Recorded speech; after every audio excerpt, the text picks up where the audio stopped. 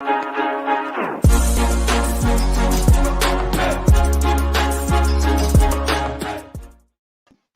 afternoon, Desiree. How are you? Hello, I'm doing well. How are you?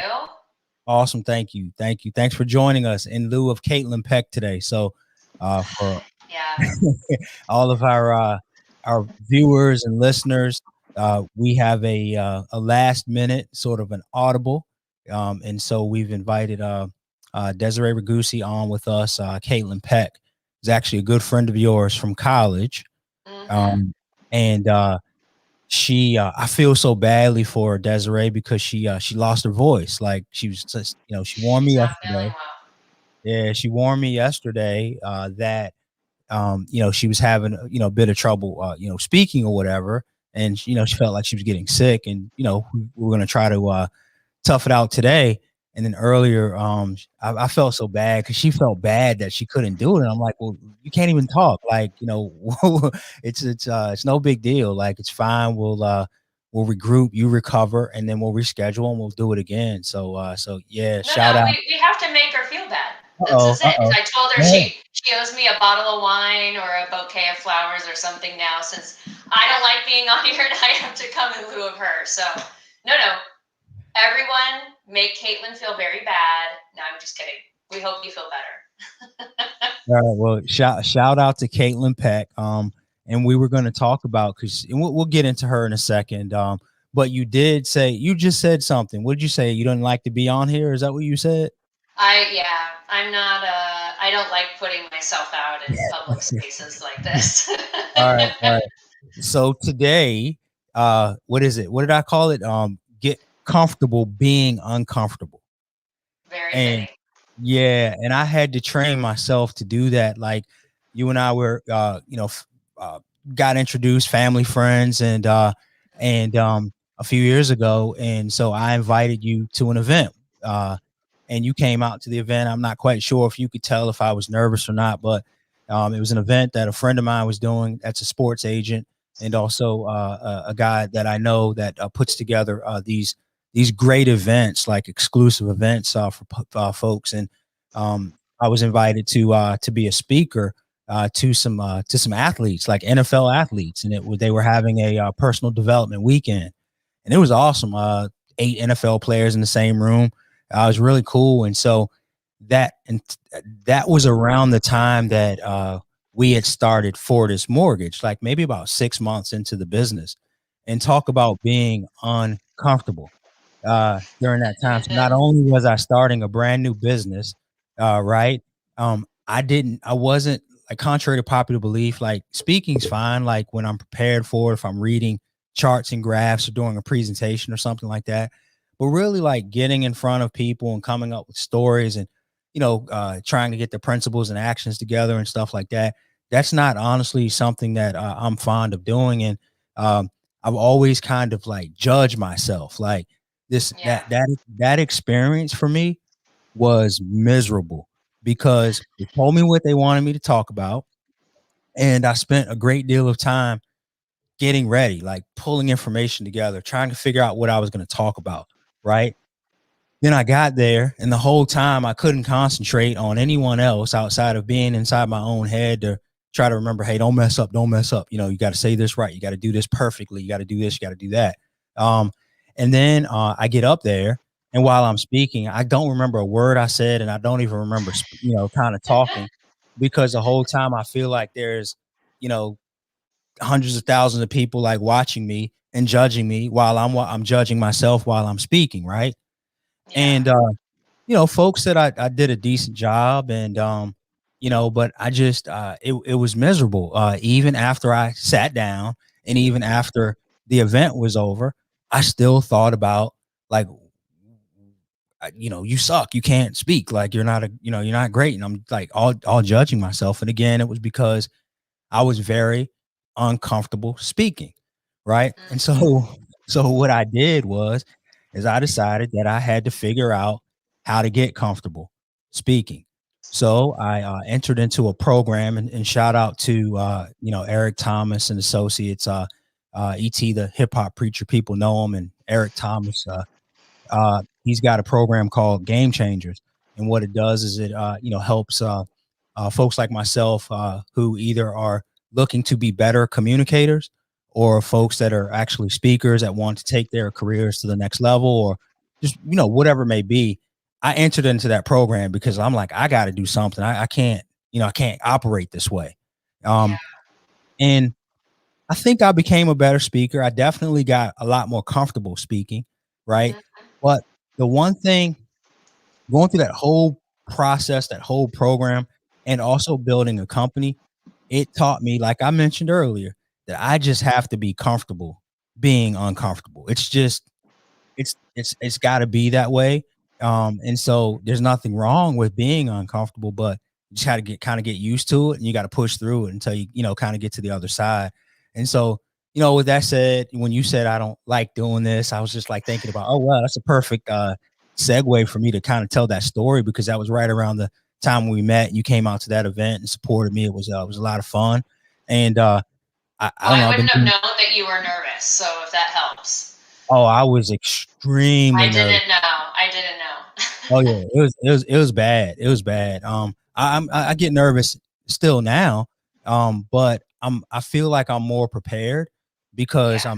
I'm learning how to tell stories and such. And like I said, I've just come to the realization that I'm never gonna be perfect.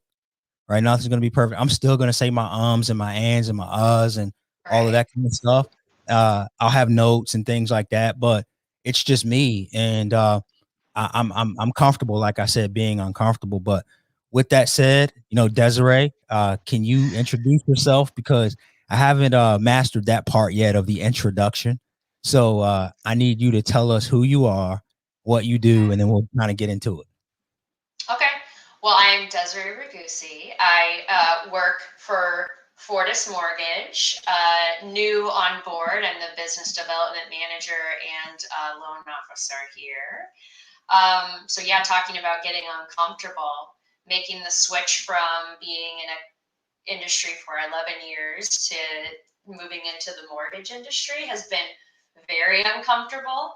But it's a good uncomfortable. I think when you talk about learning how to be uncomfortable with the uncomfortable, I think there's also a balance in learning when am I deciding to do something that's making me uncomfortable because it's not good and this is not a good idea or this is dangerous or whatever it might be, versus this is something I need to power through to get to something at the end that's positive, or it's going to create growth or whatever it is. So I think there is a difference, but this was a transition for me that I knew was going to be very uncomfortable, but I saw a lot of potential and growth opportunities and so forth at the end. So Thank you.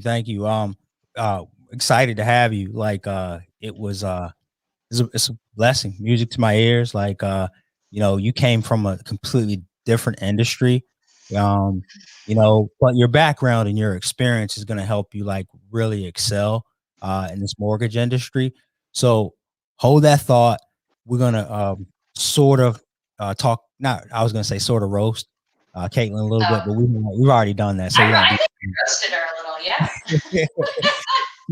So you're from California, right? Yep. Born and And raised. and that's how you met Caitlin in college. You went to Fresno State University. Yeah. Go Okay. Bulldogs. All right, go Bulldogs. And Go so Bulldogs. this gets into what, a part of like your role with the company and some of the things that you're doing. But Hmm. like what made you think about like having Caitlin on? Because you've introduced me to several people that we've been Yeah.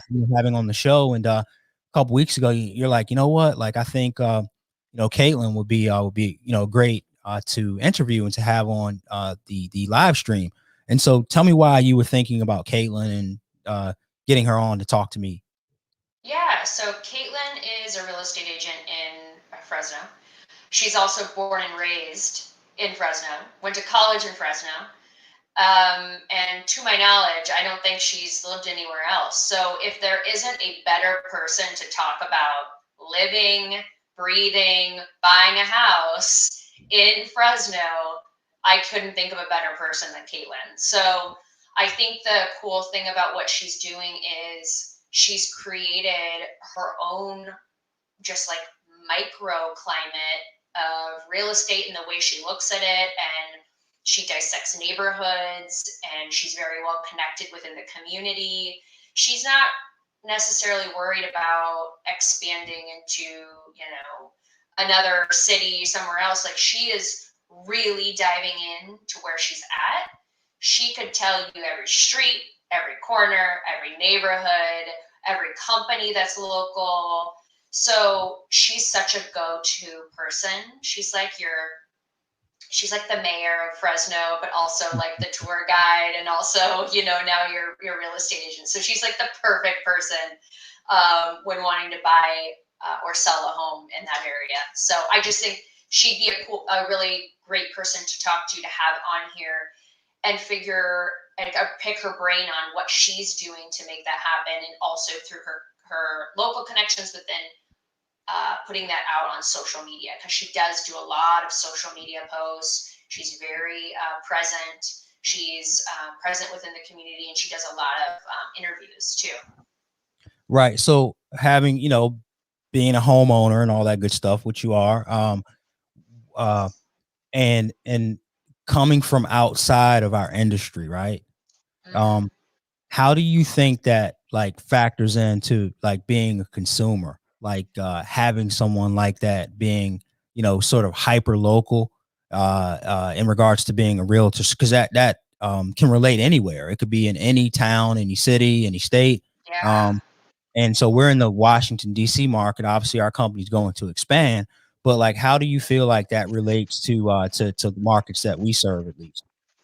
Yeah, I think I like that word, hyper local. I think if you are, especially if you're coming from outside of an area and you're moving somewhere and you have no idea where anything is, where are the spots that, based off of the things that you're interested in, would serve you best. Like, having someone like Caitlin in that area who knows everything would, I think, as far as a consumer, would make me feel really confident about moving forward with that process, and that any questions or concern you have, Caitlin is going to be able to answer them. And if she can't, she knows exactly who to go to for it. It's not a guessing game with her, right? She's probably going to be able to tell you in like over a glass of wine in depth, like every single neighborhood, what it has to offer, and why you should live there, or why this is a good fit. So I think, at least from my perspective as a consumer, for any real estate agent in any area, if you can create an environment for yourself when you're working with a consumer on that, and they may have questions about moving to a new neighborhood, being that resource for them, not just about going and finding a house, but finding them a neighborhood, a good street, whatever that may be, what they're looking for, is extremely valuable. Oh, that's awesome. Thanks for that feedback. And so those that are, excuse me, that are listening, especially the realtors in the real estate community, or just pretty much anybody, especially in our world that we're working, it sounds like you have to be that expert in the areas that you're actually servicing. And we talk about this a lot. You talk about farming, right? Like someone that's moving into an area, they have to have a lot of confidence that whoever is guiding them understands like where they're going to be going. Like, folks are looking into amenities like restaurants and shopping. Right. They're looking like into schools. I know realtors have to tread lightly about making recommendations based on that, but there are so many family decisions that need to be made that you want someone that's an expert, number one, in real estate, but also someone who's a pillar in that community that understands it very well. And so I can see how that would be very helpful for folks to come into a market or a neighborhood and work with someone who actually knows the area. And so that was that when you said bring her on, even though she's in California, the way that she does business applies everywhere. And so I thought it was amazing to watch, because I've been, absolutely. I don't know her only through you, but I've been Not yet. I've been following her on social media, and I see what she's doing. I'm like, she's not the only one in the country that's doing anything like that, but Right. I just like it. And I wanted to share that with everyone that's in our network to sort of operate that way. So listen, enough about Caitlin, enough about that stuff. Let's talk about you. I have maybe I think I may have jinxed this anyway because I think I said I was gonna have you on with Caitlin anyway, since you were the connection. Yeah, I think my response was absolutely not, or something to that extent. Yeah, yeah. Well, too bad. Now, so tell us just like so you're a business development manager and you are actually a licensed loan officer. And the cool thing about what you've done with that is you went through the Xenix Academy, and I know it was rigorous, it was tough, and then also now you got to deal with me with the tough love, but Real tough. um, but like why the mortgage industry number one, because I know you got to go in a bit. Why the mortgage industry number one, and then number two, what like opportunity areas do you see or gaps that you think that you'll be able to fill in our industry? Oh gosh. You're welcome. Well, yeah, this was not a softball question. So I think I kind of relate it to, you always hear that phrase, people don't, they leave like bad managers, not bad jobs, or I can't, you know, pinpoint it down, but it's something to that extent. And not that I left my previous job because of a bad manager or anything like that, but you see an opening with somebody, like you and I connected right off the bat. There's something about the way that you build relationships and you're introduced to things that sort of opens your eyes to new opportunities. And I think I may have not chosen every perfect, milestone or choice as far as my career opportunities, but one of the things I have done is I've always left myself open. And I think and probably every manager who's ever talked to me or I've ever worked with as a boss has heard me say this. Well, what do you want to do next? It's like I have an idea or a general idea of what I want to do, but I'm not going to say, oh, this position in this department or this title is absolutely what I want next, because I think you may miss out on a better opportunity with something else that you just weren't expecting. So I do try to leave myself very open to that. I've moved around a lot. And that's talk about like being comfortable with being uncomfortable. I've lived in, one, two, three, four states now in 7 years. So I've gotten very comfortable with being uncomfortable and moving and taking new opportunities with different positions that I wasn't expecting. But I've grown from every single one of those. So now being presented through the relationship with you to the mortgage industry really started to open my eyes up to what can I do to serve this community now? And that really kind of leads into your second question of what can I do to serve the mortgage industry? What gaps am I going to be able to fill here that I wasn't feeling like maybe I could do in my previous industry? So obviously, you hear a lot about like female leaders, but I really do think that in the mortgage industry, there's probably still a huge opportunity to fill the gap of female leaders within the financial services and mortgage industry. So I'm excited about that. I'm excited to maybe be mentors to other younger female loan officers, or whatever positions those might be as Fortis grows. But also I am a millennial, so I do bring another sense of like a different perspective on the home buying experience and what people want to know and is too much, or reading people in general. I think that, the millennials and the Gen X, we're going to be talking about things a little differently than say some of the other generations will. So I think that's like a two part to that, is just the female leader side, but then also coming in as like a younger loan officer, business development. Obviously, I use social media a lot, and that's a new territory for a lot of people. But it's not new to me because I've been on social media since college. So it wasn't a huge learning curve. It was just a part of bringing that into my daily routine with Fortis now. So hopefully I am able to utilize both of those pieces to fill gaps within, not just within Fortis as we grow, but within the industry itself. That's awesome. That's awesome. That's why we're excited to have you, because I know you're very excited about this, and it's not something that was a knee jerk decision for you. You put a lot of thought into it.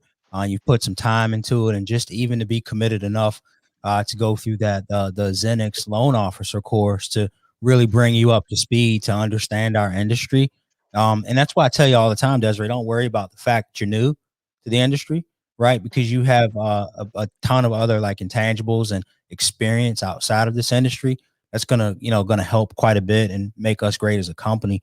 But the foundation that you've gotten from the training that you've received from the certification will now allow us, like we did this morning, to even be able to communicate, to have conversations about things outside of like the nuts and bolts and the kind of mortgage one-on-one stuff. We can actually talk about strategy and solutions even more now. So that's exciting to me.